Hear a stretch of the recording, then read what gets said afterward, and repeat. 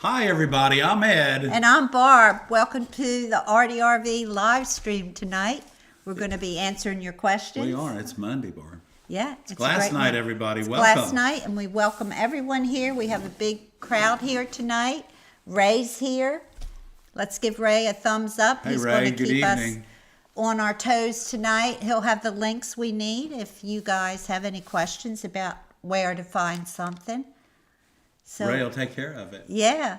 So, Ed, what do you have going on Well, this we're going to week? cut up some glass and for our chat, our glass chat. Okay. We're going to cut up some glass. I brought a piece of bullseye, and I brought a vintage piece of spectrum, and then I brought a piece of hammered. Oh, okay. And because it's a texture, and a lot of people, not a lot of people, but some people have trouble cutting textures, and we're going to, so this is just a little Wismac 315 hammered, and so we're going to be cutting that, and we'll be answering some questions, because I know that somebody's got some good I know questions about someone some has cutting. a question. I do see one question, and we'll go to that.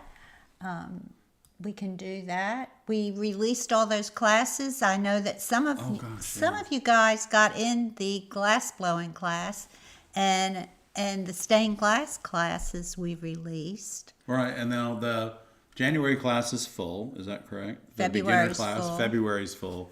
And then we have a March make and take that still It's not listed yet. not listed yet.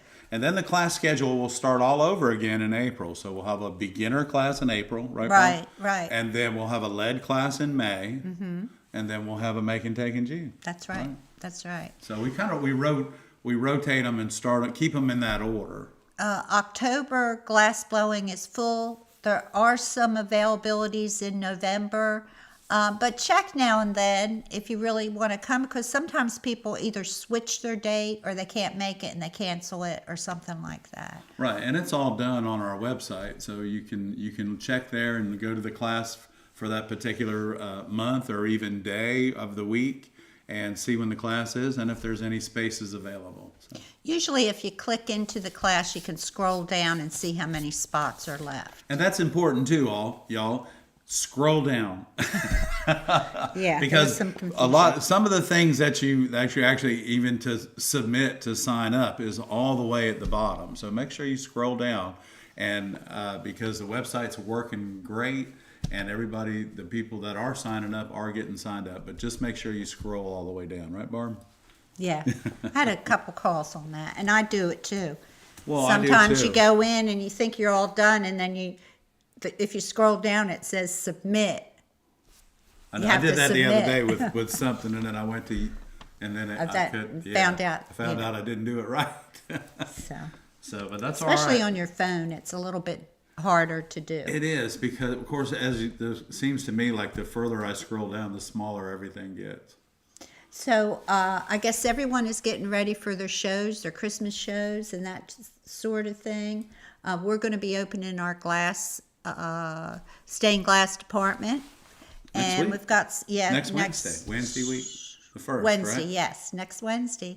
And we've got some pretty reds and pretty greens. Some iridized glass. We've got some pretty If you're good. local. Yeah, If if you're you're local. local.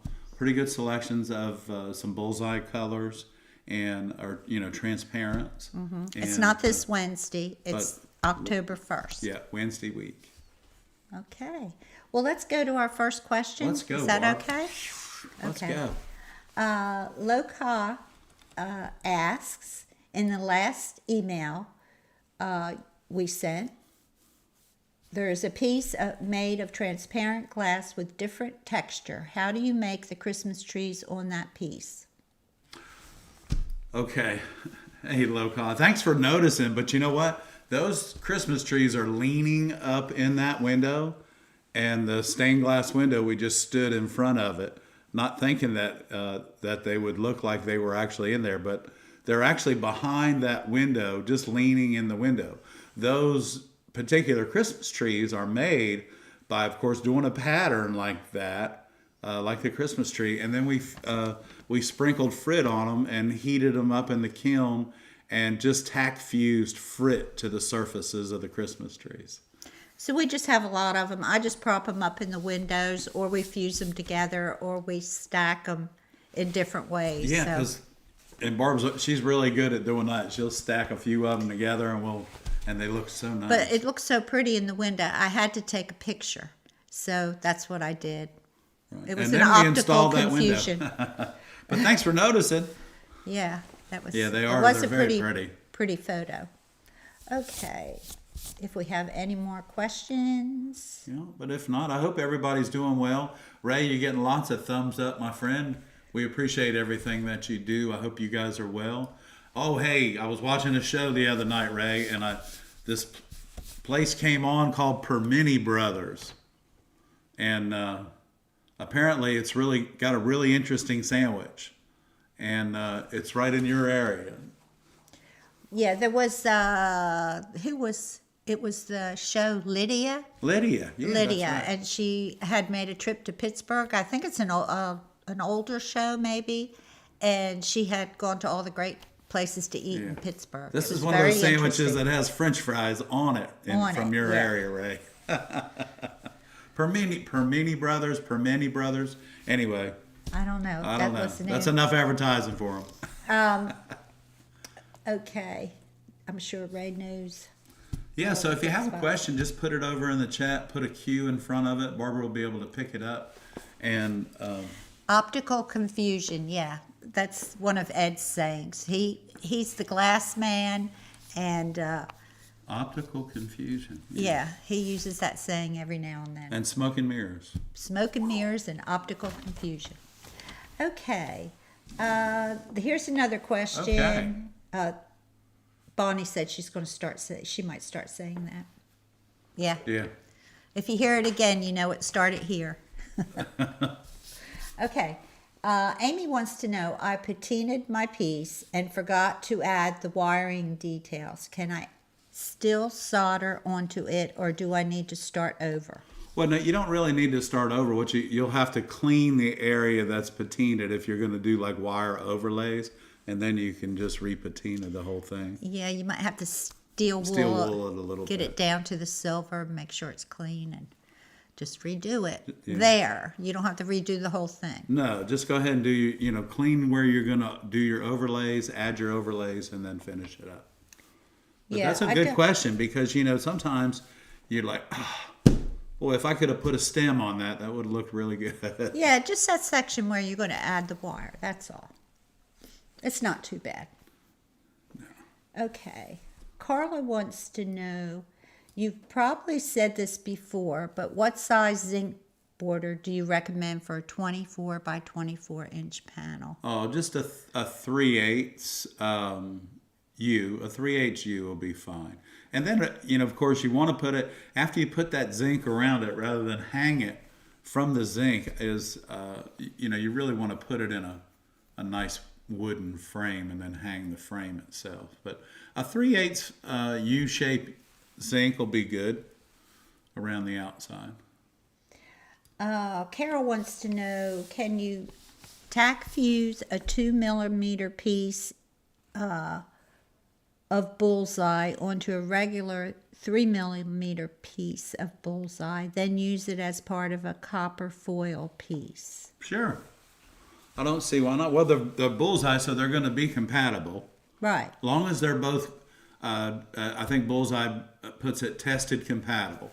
So as long as both of those colors, whether it's the Bullseye thin or the 3mm, which is the 1/8 inch, you can fuse those, tack fuse them, copper foil them, do whatever you need to do, Carol. That's a great question.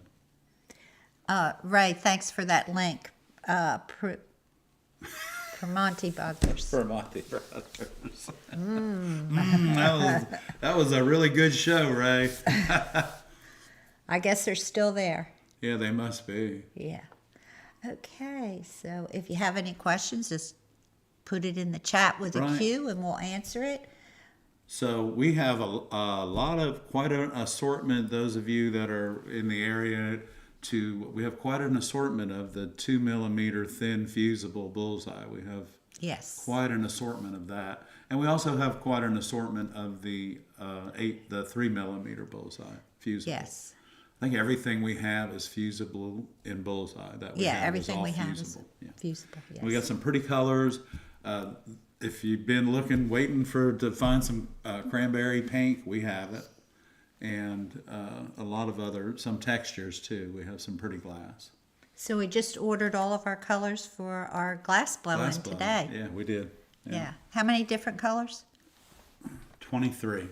So those of you that are taking glass blowing classes this year, we have a whole new inventory of different colors. I know. We are so looking forward to starting to, because these are all colors that we haven't had before, or that we haven't used.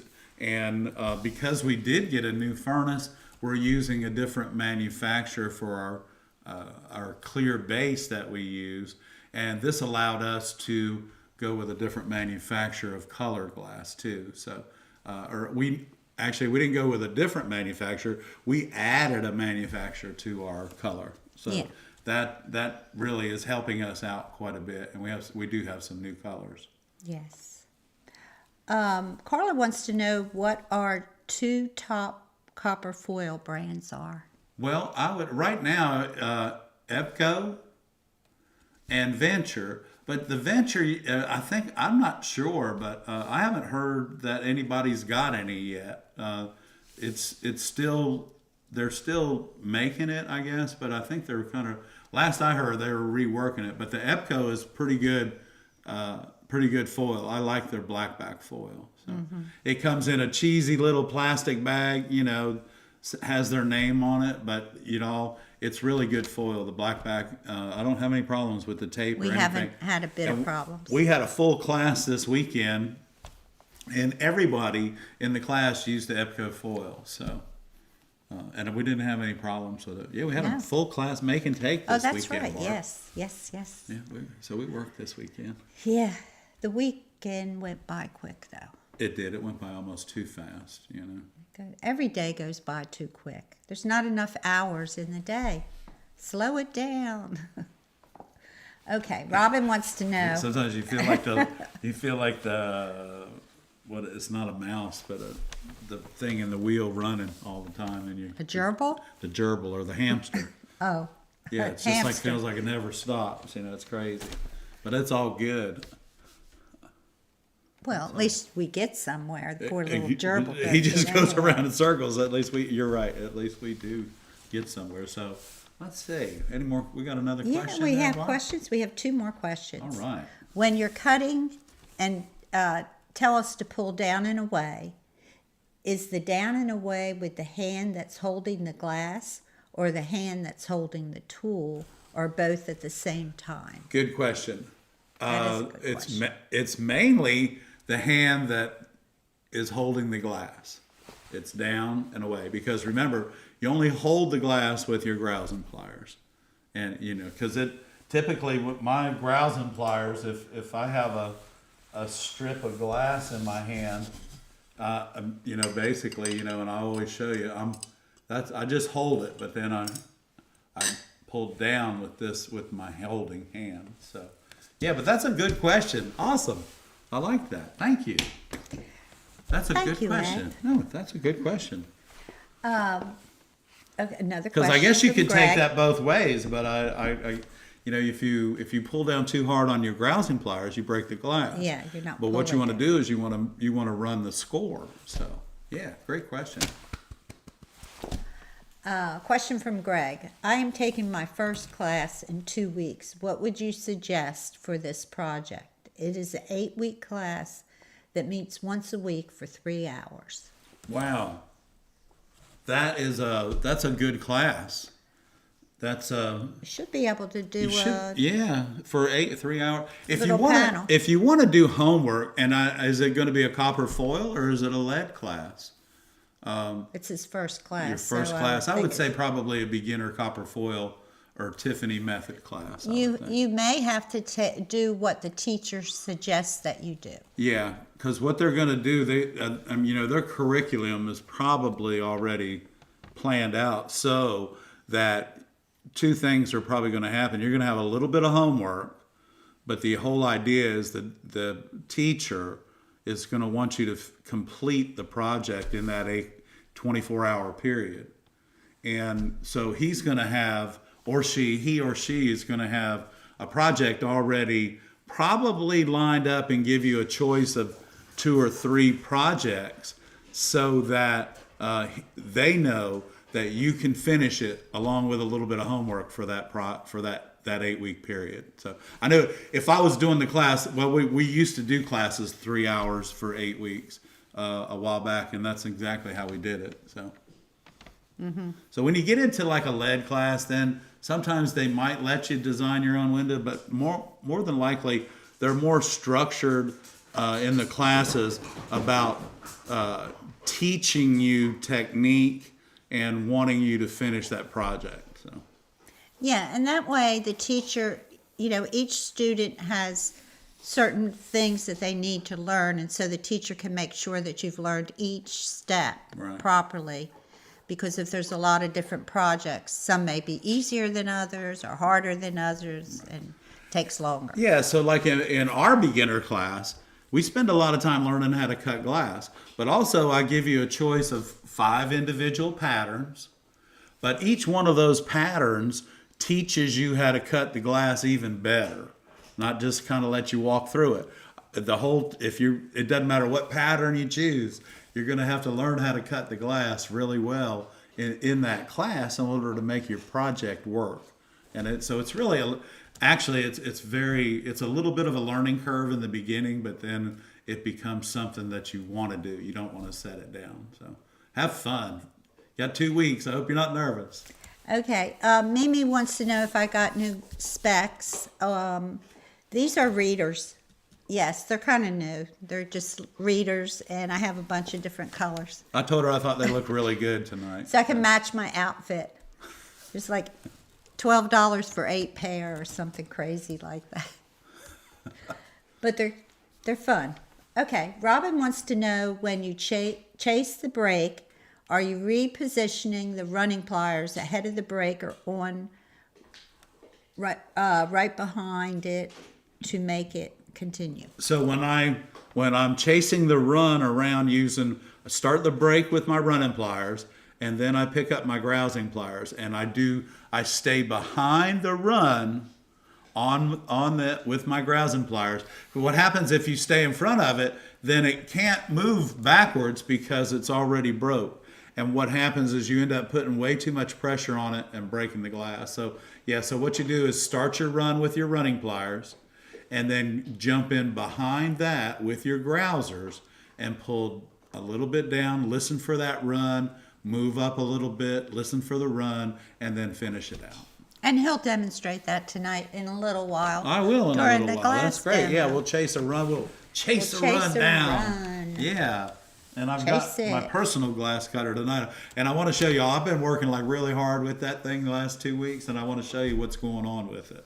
I'm kind of sad about it, but I'm going to repair it. What happened? After 20 some odd years, y'all. Oh, it's split. It's split. Here, let me It's split. do the close up. Can you see it? Hang on. No, not at all. Hang on. It's not there. There it is.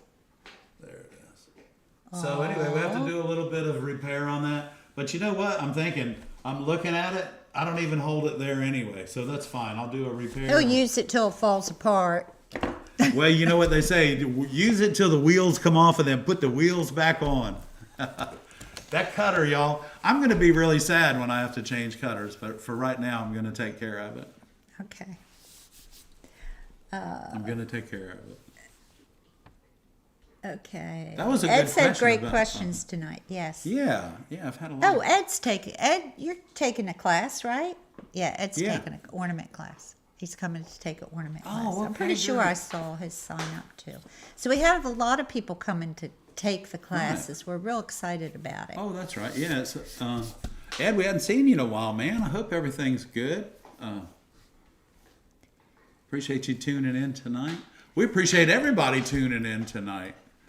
And Magali will be happy to know if she's in the house tonight that I won't be cutting any iridized Oh, glass. good. Don't get her upset. You can relax. Carol wants to know, on a long, wavy run, do you ever start the run on both ends before chasing it? Yes, you can. You can. And that way, when you get to that other end, it'll come right off much easier for you, I believe. I believe that that's how it works. So I don't mind starting the run on either end or starting on both ends if it's a little bit further away. But also, chasing that run. Y'all, the first person that showed me about chasing the run, because I was always big on, hey, I'm scoring the glass, boom, I'm going to break that stuff. Well, and I know now that it doesn't work like that. Chasing that run, you have to make the glass work for you instead of the you working for the glass. Make the glass work for you, and once you learn these simple little techniques, and because the whole time you're learning the technique about breaking the glass, you're also learning about glass itself and how different glasses react, how different manufacturers react. Like I've explained to you guys before in the past, bullseye is like the most beautiful glass in the world to cut. It's awesome. It's kind of like the old Spectrum. I haven't cut any Oceanside, so I couldn't tell you what that's like. But the bullseye glass is really nice. Ed said he's bringing family members to the class. Oh, too. man. Great. Awesome. Yeah. I'm looking forward to meeting them then, Ed. Yeah. Thank you. I'm glad you're coming down, buddy. Yeah, should be a fun time. Okay. Anybody that wants to come down and take any of our classes, please do. And please make sure that you let us know that you're one of our viewers on the channel. And guess what, guys? I'm not sure. Well, I am kind of sure. We're at 30,975. I'll tell you exactly. Hang on, we're going to get the exact number right now. Subscribers. So we're almost at 31,000 subscribers, guys. And you know what? We're doing that. We're at 31,000 because of you, our viewers. Thank you guys very much. Yeah, we appreciate it. Here we go. Let's see. Here we go.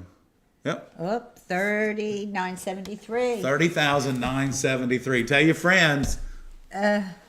It's all good. And those of you that haven't taken the time to subscribe to our channel, please do so. And go ahead and give us a thumbs up. We got lots of smiles out there. You guys are awesome. Carol said that every time she uses iridized glass, she thinks of Magali. I do too, Magali. Every time I see it, I say, you better not cut that. Oh, we've got some pretty red iridized glass. If you guys any of you that are close by to get some glass out of the new showcase room, you can. We have some red iridized textured, and it is gorgeous. And we also have some green iridized. We have some Christmas colors. So. Yeah, we have some pretty Christmas colors.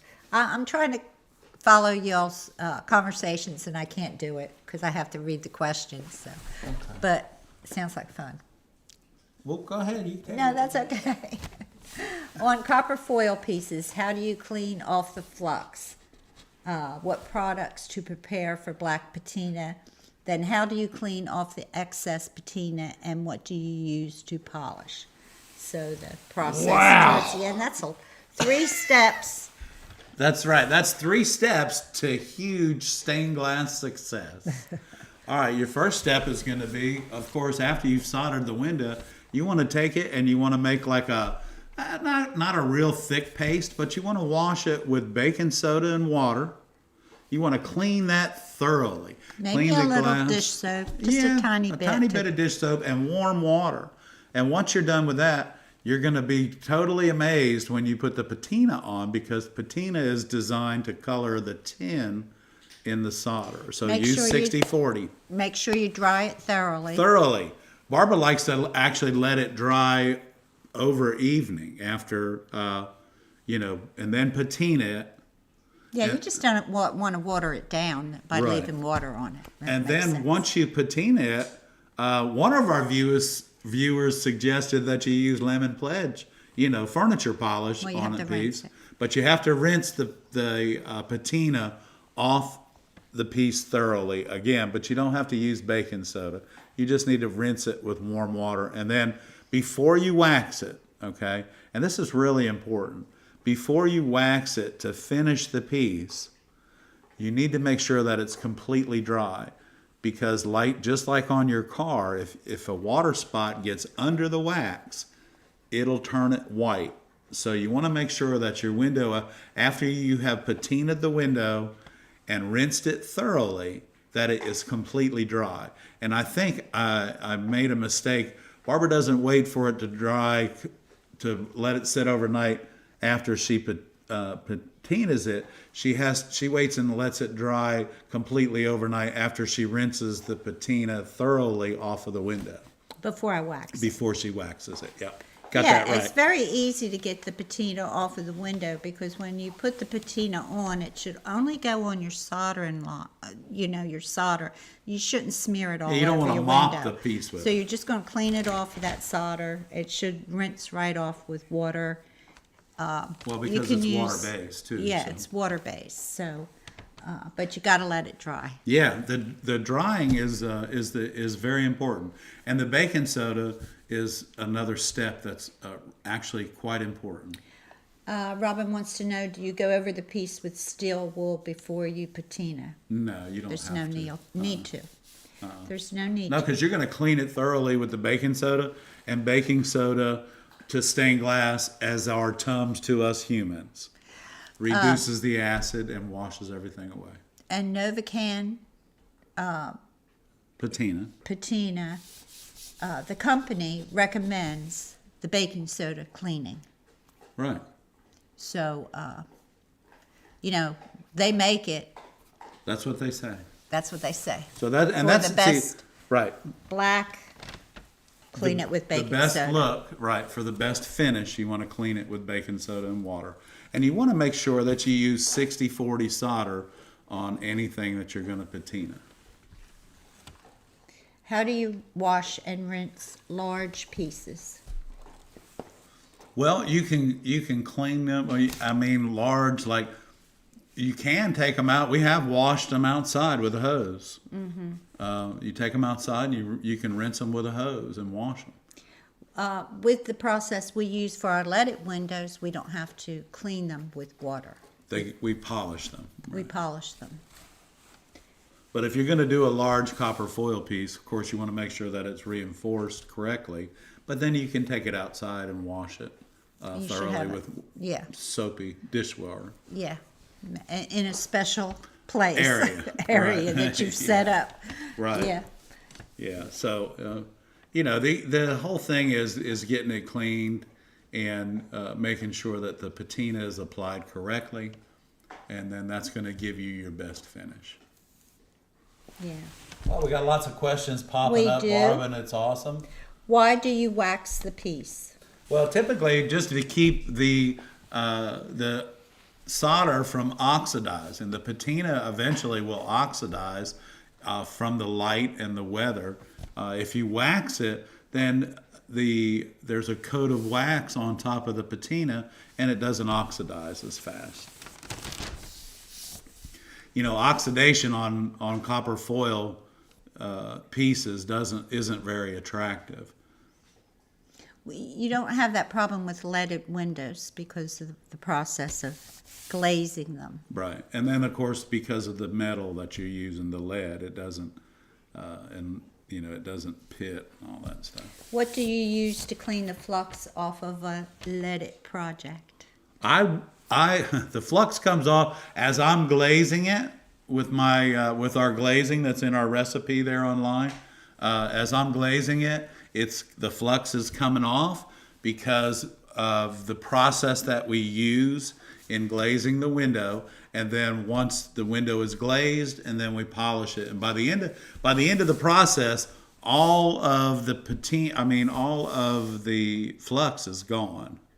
So, and I'm fluxing an area that's 1/4 of an inch square. That's it. And Now, go ahead. and also remember we use ruby flux, which is a water-based flux, so Right. it's easier to clean off than like a paste flux, Right. Or something. And if I'm gonna, I'm sorry. Go ahead. Go Barb. ahead. No, go You ahead. go ahead. You go ahead. You go ahead. So, but if I am soldering a window and then flipping it over and soldering the other side the same day, when I get done with one side, I'm going to clean that side with just glass cleaner. I'm not going to let the flux set on it overnight on the back side when I flip it over. And then I'll flip it over, and before I putty it, when I'm doing the other side, if I'm not going to start glazing that window, then I clean the flux off of that side as well, because I don't want the mess in the morning. So when I come back in the morning, the flux has been cleaned off from the night before. I took it off, and now I can putty glaze the window, and everything should work out. I hope. I hope so too. For your sake. Yeah. You guys can see Miss Mary Ray. She is enjoying her snack. Let me tell you, buddy. You see that? Okay. So, Jen's, I am making copper foil corner piece. Plan to use zinc cane for the legs that make up the 90-degree angle. If legs will measure approximately 15 inches, should I plan to wire wrap the entire piece prior to?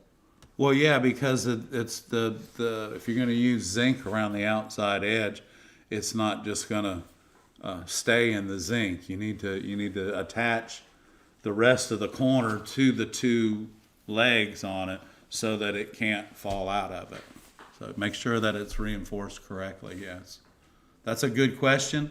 And whether it's like 12 inches, 15 inches, or even 20 inches, the rest of that corner needs to be attached to those pieces so that it doesn't come apart. So the answer is yes, Yes. you should. What do you recommend for cleaning paste flux off of a leaded project? Well, I don't know. I don't use paste flux. I would say, well, you got to use something to clean it, and maybe just lacquer thinner, or we got to be careful what you mix it with, because it could create a gas that could kill you. I don't know. What I would this is just me. Water. I would just use window cleaner. Something to break it down. Something to break it down and just get it off of there. Be real careful when you're leading the window. Just put that flux right where that solder joint is. Don't get it on your glass. Because what happens? That's the main thing. The paste flux, when you're soldering that, paste flux, now you've got the solder fumes, you got the paste fumes, and you got the fumes coming from the lead, the metal. So you've got those three fumes that are going crazy. That's why in our studio we choose to use a flux that doesn't smoke or fume. I was looking at the video, the short that we put out today that got 10,000 views out of nowhere. I don't know. But it was the touch and go soldering video. And if you guys saw it, it was a really cute video. But I did notice there was you couldn't see any fuming. There was no sputtering. There was hardly any smoke. And he was using that ruby flux. Right. And that was a hot iron. You could see. Yeah, I use a hot iron when I'm foiling. So, I mean, that proves the point about the fuming and the smoke. Right. And how nice that flux, when I worked for somebody else and we were soldering windows, the tip of my tongue used to burn sometimes. So that was telling me. And if it's doing that to you now, guys and gals, anywhere, you don't have the proper ventilation, number one, in your studio if the tip of your tongue's burning while you're soldering. And the other thing is you could be using a flux that's really not, they're not all designed for doing stained glass. But if you use a flux that smokes a lot, switch up, guys, and try the ruby flux. There's a lot of viewers out there that use it and like it now, and it seems to work for all of us, right? Jules said she's using acetone right now. That acetone, Ooh, some that people stuff are goes very in your- sensitive yeah. to it, like me. I'm very sensitive to it. Ed, not so much. So be careful with that stuff. Yeah, because the pores in your skin and your fingers, it'll absorb. Acetone will absorb it. I mean, your fingers will absorb Beth it. said she went over it 100 times. Okay, so you're like right in there with the viewer. You drove those views up, didn't you, Beth? Well, that's good though, Beth, because that's a very unique way to learn how to solder without being frustrated. And that's in the beginner class, I teach that method, and then we go back and I show another method. And the whole thing about that soldering video that Barbara put up today that got 10,000 views. I don't want to say that anymore. That got 10,000 views. And the whole thing about that is that I'm showing you a technique that is proven and that it works. And what happens when you try that technique and it works for you, then you're the person that's taking it to the next step, because you're going to make that technique work for you. And, so all I'm doing, I'm just like the catalyst. I'm the catalyst. I'm the one that's showing you and trying to get you started on it. And then as you'll develop your own technique. My technique can be your technique. No problem. That's why I share what I do with you guys. If you like my technique, please pick it up, use it, do anything, abuse it, do what you will with it. But it's there for the taking, I promise you. Carol wants to know, I'm just looking up for Carol. I'll see if I can get a smaller size. I think I was limited, but I'll go back while he's doing his glass cutting and get a smaller size on the Amazon page of the Ruby Flux. I guess we have a gallon there. She should be able to buy it by the quart. Yeah. But I'll get it up there if it's available. Yeah. And then Les said, Ed, do you like to use sawdust to clean leaded windows? I do, and I can't get it as ready available as it used to be. I used to be able to get oak sawdust a lot because the lumber yard behind our store was in there. So the guys, they're getting ready to open back up, so I might be able to. But yeah, here's the thing. Yeah, that's it.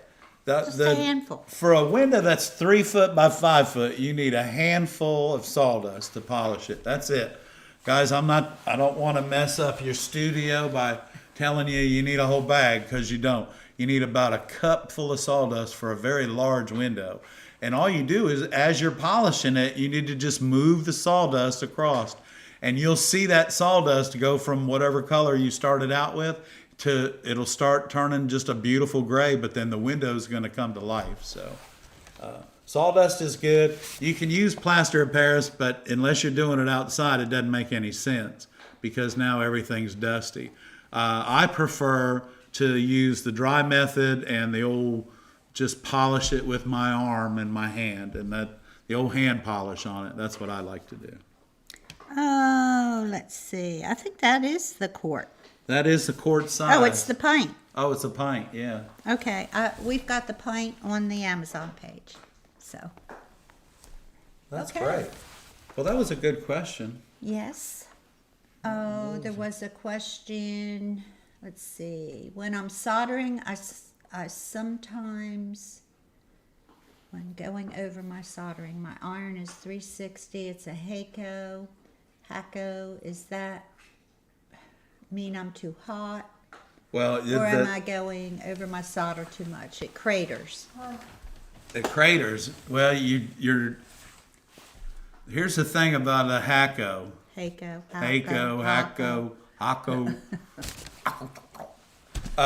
What happens is that if you're on 360, you're as low as that iron's going to go.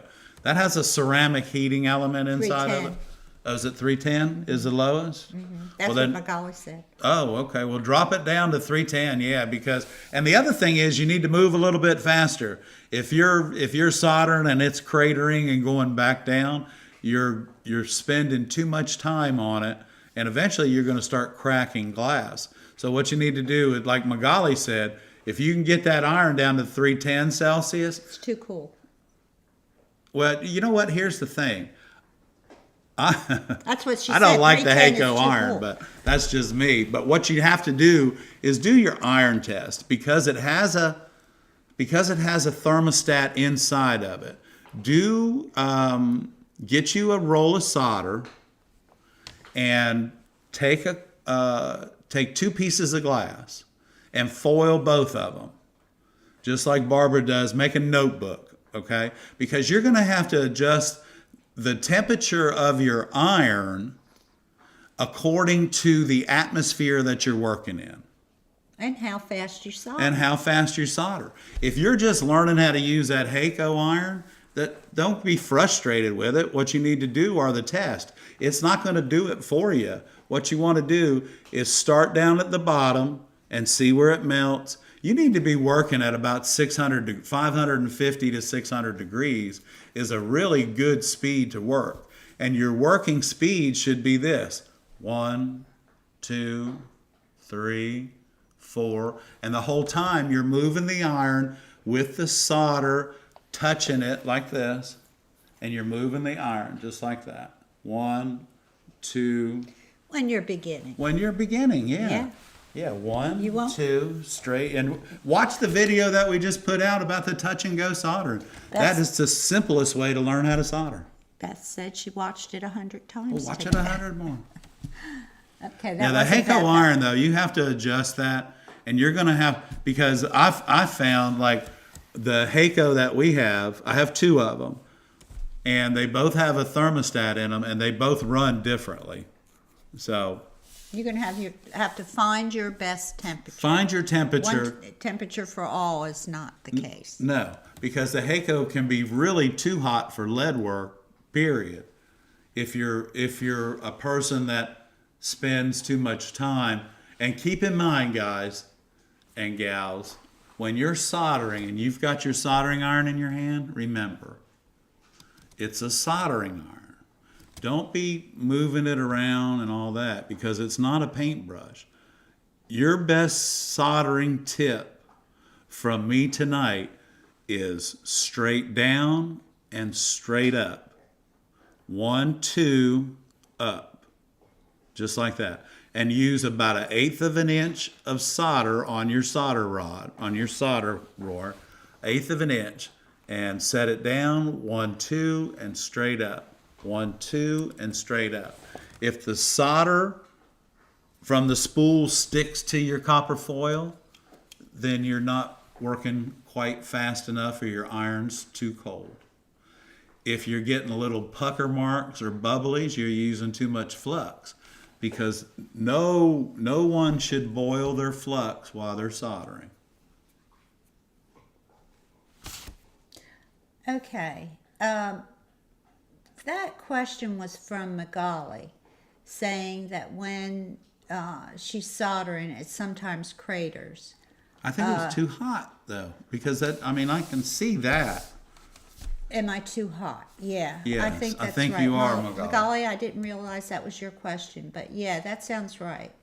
And 2, someone said, let it cool completely before you go back and try to fix it. Yeah, but Because if you keep on playing with it, yeah, the worse it looks. It's going to get real hot. It's like sticking your fingers and caulking. You're just going to mess make it a up. mess. Okay. Carol says, I know you use ruby flux on lead, but it's just as good. Is it just as good for copper foil? Actually, yes. It Yes. sure is. We use it for everything. Yeah. What temp should we use for soldering? I think we answered that. We did. Yeah. I like, I have a little handheld thing that tells me that when I set my rheostat or my iron control, temperature control on about 7.5, and I'm using a 100 watt iron, I'm idling at about 560 degrees. And that is really comfortable for me. Let's see. Because remember, your solder melts at about 460. Okay, the Sybil Schnitt 5000 with the wide head. JDE said he bought the narrow head to switch out the wide head to the narrow one. The heads seem different with different mounting screws. Any thoughts? No, I haven't. I've seen the 5000. I don't have one. Let me see something here. No, I thought I might have a wide head here that Toyo makes, but yeah. So it might not work that way. It might not work that way. you know, it might not be like the Toyo where all their heads are interchangeable with the same. Right, it With might the not same work piece. like that. They Now that- have a pretty good service department. You could probably call Yeah, and give ask. them a call because they're very helpful. They're very helpful. Okay. So, you know, the wider head, I don't think it's a different angle. I think it's a wider head. It just gives your finger more space to lay against, I would think. And that's funny. I was looking at, it's not a silver snip, but there's a wide head TC cutter head sitting on the cutting table at the shop. And I saw it this morning. I probably should have grabbed it. Right. It's sitting Yeah, right we don't there. Did you have see the it? we don't have the Silver Snip 5000. We've got the 4000 and the 2000. And the 2000. Or we could answer your question right now. I guess. I think. Yeah. If they're interchangeable, I don't know. Yeah, if I had one, I would pop it apart real quick and see if it was interchangeable. But I don't know that they are or not. I don't know.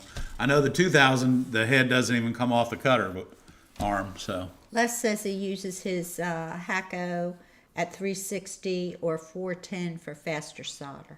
okay, and you seem to be moving. You guys are moving right along with it. So okay, Les, thanks for chiming in and sharing your temperature. And Jules says 320 for foil and 360 for lead. So you're fine. You got to find your right temperature there. Yeah. A little bit of difference. And see, not much. so everybody's kind of bouncing around, but it's just a few degrees Celsius, but it's everybody's atmosphere, you know. Les lives where it's really humid. The Hacko iron is Celsius, Carol. Yeah. She wanted to know if we were talking Fahrenheit or Celsius. Oh no, they're Celsius. Yeah. Those are Celsius, the Hacko. And that's what we're talking about. So yeah, those temps were Celsius. Right. Okay. Yeah, I had one of the ladies using the Hacko iron in the class this weekend, and she thought it was a little heavy for her. But Yeah. Well, anyway, I don't know. think we're ready for a glass demo.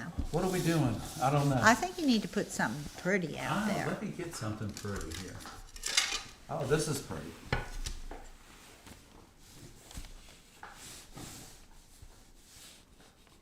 That's pretty. This is a pretty glass here, and you can see what's going on. And this is the 315 hammered Wismac that I wanted to show you. This is really a beautiful glass, and you know, when you have a glass like this, you see this a lot in churches, and you see it a lot in borders. It's still being made. It's the 315. It's made by Wismac, and so it is accessible if you need it. So first thing I'm going to do is I'm going to get my square out because we can see just how really bad this glass is here. So I'm going to take my cutter, and guys, this just made me so sad to see it split like that. But I'll fix it, and we'll get a nice repair on it, and it'll all come back together. I'm sure it will. So we're going to just push down. Remember, when we're cutting glass, everybody, we are depressing the head, and that's all we need. And coming off of the back end. Now this is a bullseye that I really, really enjoy cutting. This is such beautiful glass. So I'm going to take my little green pliers here, and we're going to run this out. We can start the run, and then we'll talk a little bit about chasing it. Okay, so we can see that pretty good. See that? Right there. It's right there. Okay. So this piece of glass is kind of wide for me to actually chase the run, but if you can see my fingers on either side of that, if you pull down and away, that run will just run right out like that. But you know what? Let's chase a run, and let's chase it, and hopefully we can.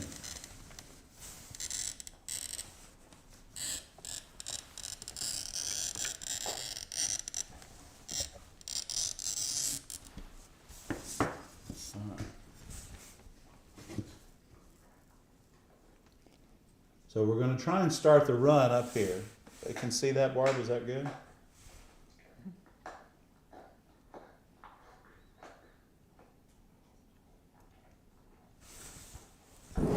That. And we're going to start a little bit more. Okay. So now remember, I'm just holding the glass. But I put my knuckle, I'm behind the run, I put my knuckle right in line with my pliers, and I'm going to pull down, and we're going to see if this will run out a little bit more for us. Here we go. There it is. Okay. So where it went to right there. So we're going to come in, we're going to get behind it, and there I am. I'm not squeezing the glass. I'm going to put my knuckle here, I'm going to use my thumb, I'm going to pull down. Now I chase that run to right here. Yeah, and we're moving a little bit slow with this. You could probably break it a lot quicker, but you know what? I don't want to break it. I want to be able to use this if that's what I choose to do. So remember, now, yep, there's the glare, there's my run, it's right there. I need to back up a little bit to probably right there. And actually, because it'll be easier if I come right on this side of it, and I want to try and keep that point. So I'm going to pull down again. And now I just finished that run to right there. I'm going to come in and we're going to finish this out. Ready? Down and away. Just like that. So we chased that run from the backyard to the front yard. And it came out just like it's supposed to. Just That's like that. nice. I So just when you wanted to Loka, you're something. Thank you so much. Thank you. So yeah, when you get in a hurry about when you get in a hurry about breaking glass, and if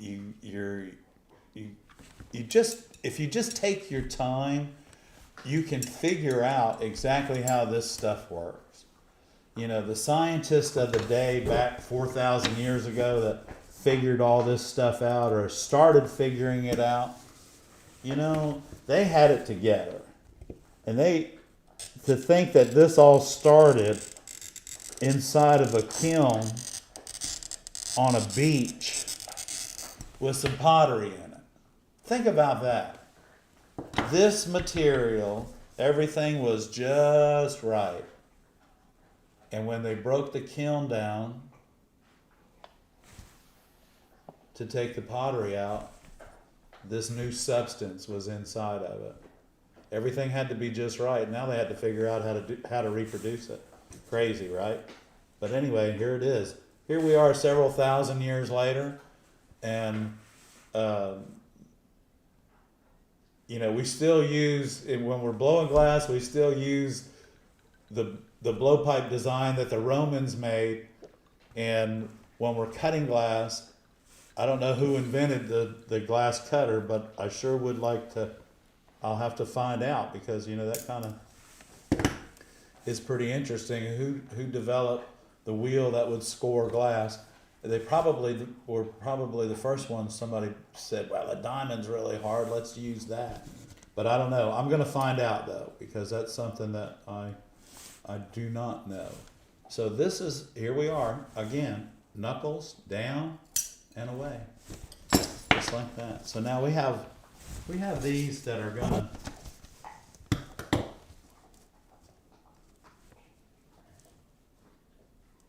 just like that. Okay. Thank you, Ed. We had some questions come in. Okay, good. And I think chasing the run a lot of times for the glass that you're cutting out is your best way to approach getting your patterns out of your glass, I think. Okay. Okay. Let's see. Beth says, I'm cutting triangles and the ends are not cutting cleanly. Looks like a P at the end. What could cause this? We may have just covered that. But Well, now if you're cutting triangles, you need to go. You may not be going quite far enough to the end when you're starting your score, and you definitely have to come off of the glass. Because if it's going up and turning on the end, let me see. Hang on. Do I have a piece here like that? Okay. Here you go. Let's see if that's what she's talking about. You see that right there? I didn't go all the way to the end. Is that what you're talking about? It's got like a P on the end of it? Because what happens is if, in the same way here, I didn't start on the very end. See it? It's got like a little curve on it, a little P on it. And maybe that's, if that's what you're talking about, I'm not sure. Triangle. She's cutting a triangle. Yeah, let me cut one real quick here. Hold on.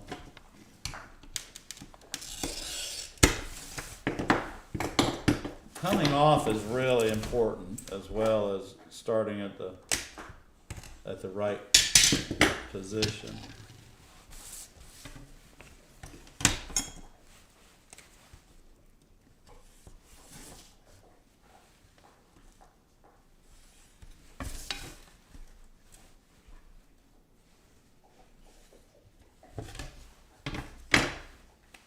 So I guess what's happening, let me just cut it, I'll just cut this and we'll see. So I'm gonna start at the very end, depress the head, and I'm gonna make sure that I come off. And I'm gonna do it again. Here's the other side of this triangle. Starting at the very end and coming off. Pop. Here we go. Let's see what we got. Running pliers.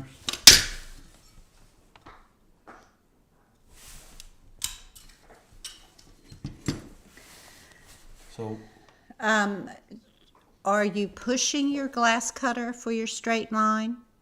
Because if you're pushing your glass cutter, yeah, you could be kind of just a little bit either easing up towards the end, or maybe it might make your wrist turn a little bit towards the end if you're pushing your glass cutter. Yeah, so guys, let's talk a little bit about that, Barb. That's a great way to start this out. So first of all, let's cut this amber up, just because we can, and it's textured on one side heavily, and it's textured lightly on the other side. So let's do that. So if you're, there we go. This, when you're cutting straight lines, y'all, this is how they need to be cut.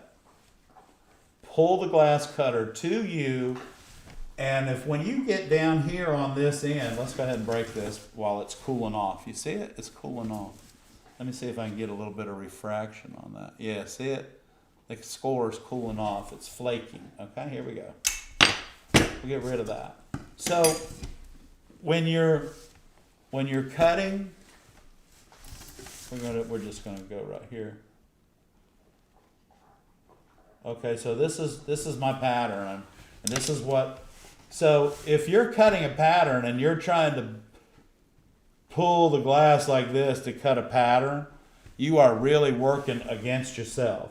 When you cut patterns, or you cut the glass to the pattern that you just marked on the glass itself, you always want to push, because you want to be able to see what's going on. You always want to push. Plus you have more control. Plus you have more control over the cutter. How? I don't know. So we'll take that, and we'll just get that. But here's the thing. If you're cutting a straight line and you're trying to push it like that, first of all, let me say, there's nothing wrong with it. If you can do it well and not have any problems, then that's one way of doing it. She is pushing. Okay, try pulling. Try pulling it. Try pulling on your try pulling Straight line. pattern on straight lines. Pull it to you, and here's a little trick. When you're standing up cutting and you're pulling towards you, let me show you what happens. So you're here against your table, and this is me right here. You see this? This is me. I'm right against the table almost. So when I'm pulling on my glass cutter. Well, when I get here, I'm all in my chest here. Okay, and I could have changed the pressure here, which most of you will, as the cutter gets closer to you, because it lifts up, and you start changing your pressure. by making it lighter, not harder.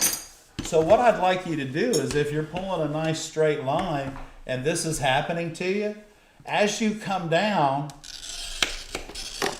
take a half a step. I'm sorry, Barb. Take a half a step back in the same motion. And that allows the cutter to keep the same amount of pressure on it that you did when you started up here. It'll finish up down here, just like you want it to do. So if you're cutting straight lines by pushing, there's nothing wrong with it. It is a technique. But you'll find it much easier to cut straight lines if you'll pull the cutter to you. Okay, grab your pistol grip cutter. I had a question. I don't think I have a pistol Oh, grip. you don't have a pistol No, I grip? don't think I Okay, do. the question Let was, me look. Hold on. Go ahead. how can glass be cut towards me if I have a pistol grip? And that would be on your straight lines. Yeah, on your straight line, it's the same way. Same way. Same thing. If you're holding your pistol grip with two hands to keep the head flat, you don't have to worry about it if you use a straight edge, Right.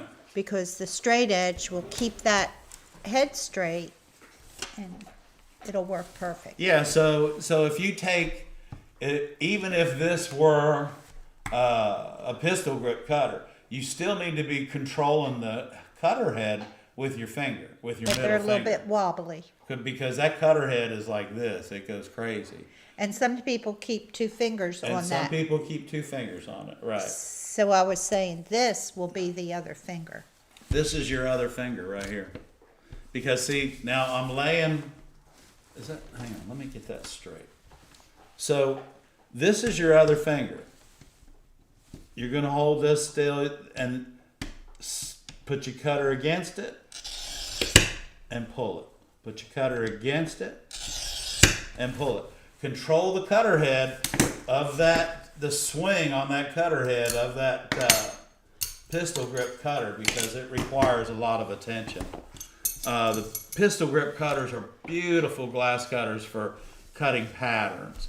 They don't work so hot for cutting straight lines, but you know what? You could also, if you're going to do a straight line, you could always use one of the pencil grip cutters for cutting, stripping out glass for boxes and borders and stuff like that. And then your pattern cutting, use your pistol grip. Okay, we did have some other questions come in. Do you ever chase the run by turning the glass upside down and pushing it on the back with your fingers?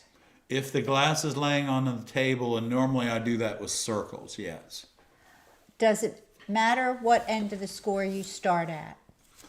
I just force of habit, I usually turn it around like this. I usually go to the end that I finished on. So if I'm cutting a pattern,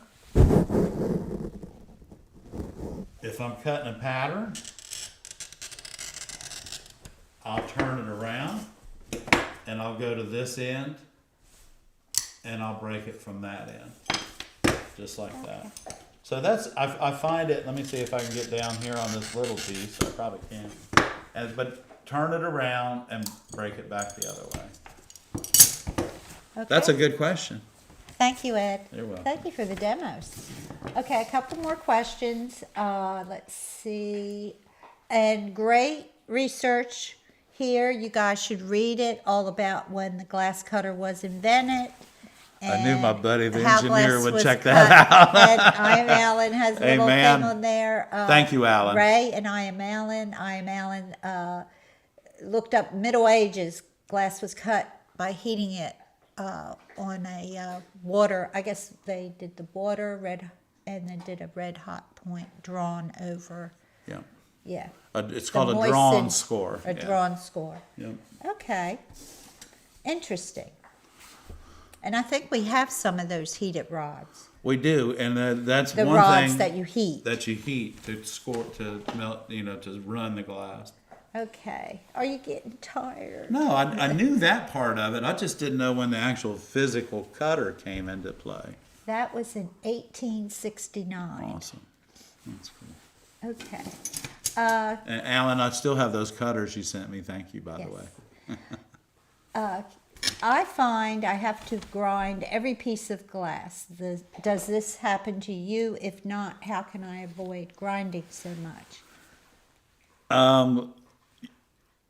Well, let me ask you a question. If you're grinding because they don't fit the pattern, or you're grinding because the edges are so chipped up and chewed up, because there's one way. If you're not cutting the pattern correctly to the pattern correctly. The other thing is that you're cutting the pattern, but you're just not scoring the glass correctly, and it's not breaking for you. So just which way is it happening for you? And I'll be happy to try and help you out for sure. Okay, Robin says she has a stationary head, but I guess the question was standing to the side, because Carol said she just stands to the side when she pulls it towards. Yeah, sometimes you have to. I mean, I don't know. Maybe I stand to the side too. I don't know. I think you have to. I think I know I stand to the side on the big cutting table, Barb. Because I'm using that straight edge. And I do stand to the side of it. Yeah. So it's very possible. Let me see. Hang on. I'm going to stand up. She was talking about when she used her pistol grip. Yeah. Stand to the side. I don't know. It's kind of off to the side a little bit, right? Am I off to the side? Well, No, you know you're what? right I'm in front of it. left-handed, so He knows what he does. I keep the cutter. Who knows what I do? That's right. I'm left-handed. Who knows what I do? Okay.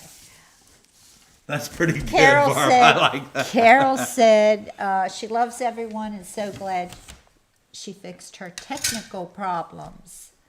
Carla said, I see 1 mil and 1.25 and 1.5 mil. Which one is best? Typically, we use the 1.5. Yeah. I It's mean, a little if you want heavier, to save but- money, you can get Yeah, you can get it the thinner. mil works good.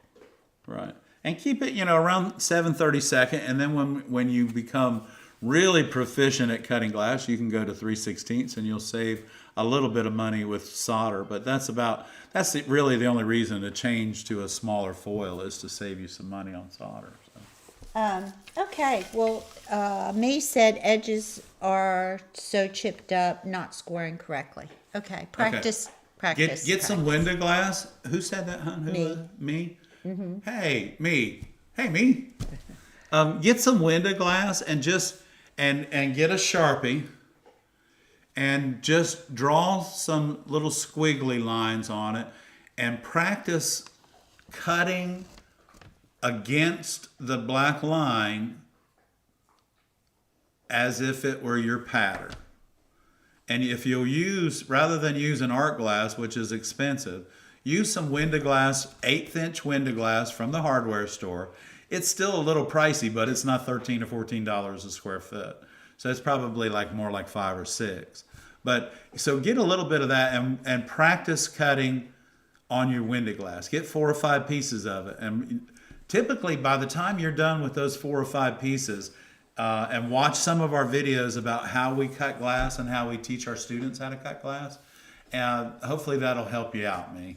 I hope that'll help. But use window glass first. Learn how to do that. And two, we welcome all your questions. Anything we can do to help. If we don't have a video about it, we can talk about it. And also, once you get the hang of cutting that window glass on your first projects, if you're buying from a local retailer, ask for the easiest glass to cut. If that's going to be your oceanside, certain colors, and just make a couple projects of that easy cutting glass. That'll build your confidence to make it through the process. Exactly. Some of that glass is beautiful, but it's a booger to cut. Yeah, it is. Well, I don't care what they say. It's like he says, that's nothing. This is beautiful glass, okay? Yeah. But you know what it is? It's Chicago art glass. It's really tough to cut. Okay, It's really guys, tough to cut. I think that it's time to say goodnight. I think I've answered, Ed has answered all the questions. We have, Barb. We want to thank Ray for hanging in here with us. Ray, We went a thank little you. bit of overtime, Ray. And the rest of you, thanks for hanging out here with us. And Ray, give the missus a hello for us. yes. Thank you so much, everybody, for tuning in tonight. And remember, for the ARTyRV channel, I'm Ed. And I'm Barb. Good night, and we'll see you everyone. next Monday. Good night, everybody. Have a nice evening. We love y'all.